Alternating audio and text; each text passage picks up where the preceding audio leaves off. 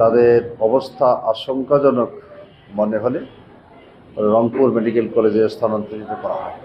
এখন তারা সেখানেই চিকিৎসাধীন রয়েছে। আরও বিভিন্ন জায়গা থেকে হুমকি দেওয়া হচ্ছে যে তোমরা আমাদেরকে ভোট না দিয়ে কেন দাঁড়িপাল্লায় ভোট দিয়েছ। আমরা আপনাদের মাধ্যমে জানাতে চাই,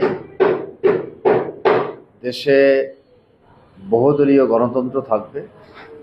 গণতন্ত্র তখনই সুসংহত হবে যখন সর্বদলীয় লোকের মাধ্যমে একটি দেশ গণতন্ত্র শক্তিশালী হবে।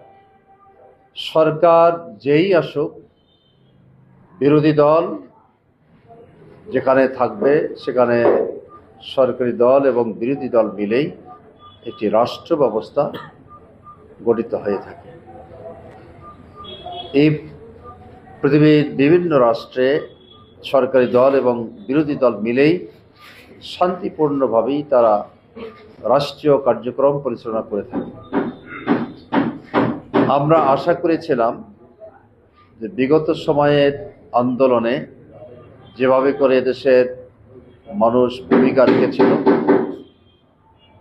এই আন্দোলনের পরে 2026 সালে 12ই ফেব্রুয়ারি নির্বাচন অনুষ্ঠিত হয়েছে।